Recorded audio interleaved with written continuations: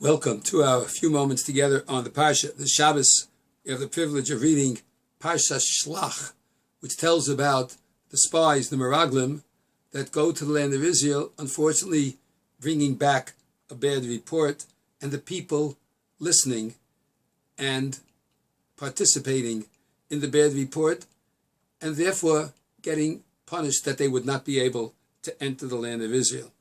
At one point in the Parsha, Hashem is very angry at the Jewish people for not accepting the two positive reports that were given by Yehoshua and Kalev, and Hashem says, I'm going to wipe them out in a moment. And immediately Moshe comes and pleads on behalf of the Jewish people, and Hashem forgives and says he won't wipe them all out, but over a 40-year period of time, the old generation would die out, and a new generation of more positive approach would be able to enter Eretz Yisrael.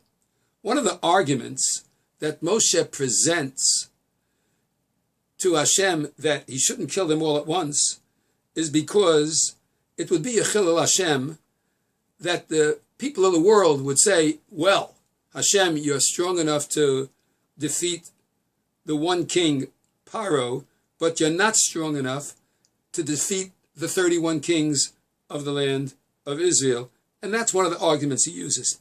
Within that argument, Moshe makes an interesting statement. He said, everyone knows that when you led the Jews out of Egypt, Asher ayin ba'ayin nira ato Hashem, that eye in an eye, a double expression, ayin ba'ayin, you Hashem appeared, va'anoncha omed aleim, and your clouds were always by them. Uva amud onan ato holech lifnehem yomam, in the cloud of glory you went before them during the day.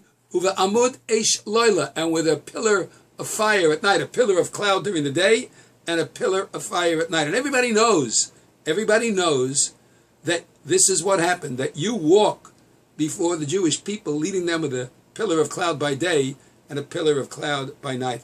This expression, ayin ba'ayin, the Baal HaTurim points out, actually appears 3 times in the entire Torah. 3 times. One of those times have nothing to do with seeing.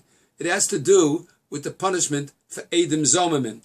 That one is not of interest to us. But the Malbim, and he's quoted by the Oznayim La Torah in this week's Sedra, despite the fact that the Malbim statement actually can be found in Yeshayahu, but Yeshaya makes a similar statement about seeing ayin ba'ayin. He says that there's going to come a time where the people who see you are going, and predict the coming of the Mashiach, they're going to raise their voices and they're going to cry out, because ki ayin ba'ayin yiru b'shuv Hashem tzion, because an eye for within an eye, they're going to see when you, Hashem, return to Tzion. The Malbim points out the double expression ayin be'ayin implies 2 eyes. One eye is the eye that Hashem sees and that a human being could also see using their seichel, using their wisdom and understanding, and recognizing that Hashem is always watching over the Jewish people. We know that throughout the history of the Jewish people, despite the difficulties we've been through, Hashem has been watching over us. There's like a pillar of cloud in the day, and even a pillar of fire at night, watching over the Jewish people. We don't necessarily always see it with our human eye, but we see it with our thinking eye.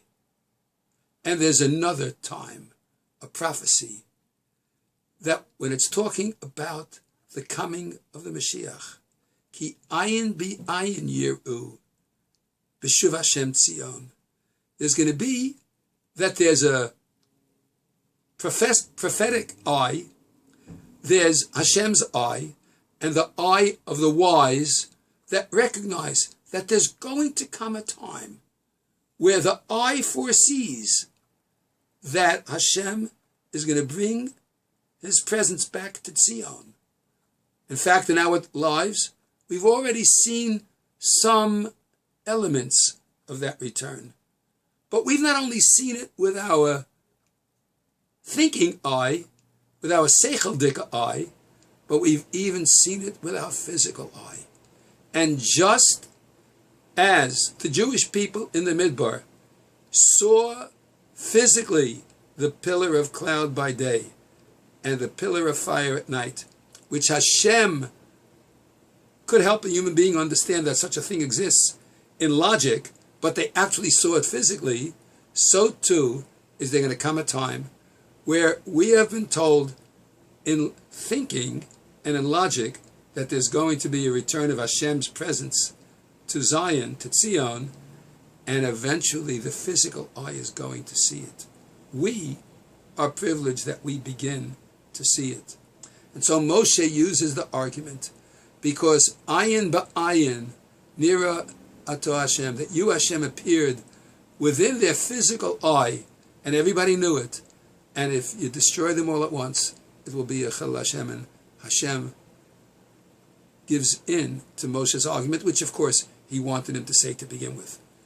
Interesting thing is, the future prophecy, ki ayin ba'ayin yiru. In the future, everyone physically will see what the mind's eye knows, that Hashem is going to return to Zion, b'shuv Hashem, Zion, when Hashem returns to Zion. We have to keep that double eye in mind at all times in life. Hashem sees and He watches over us.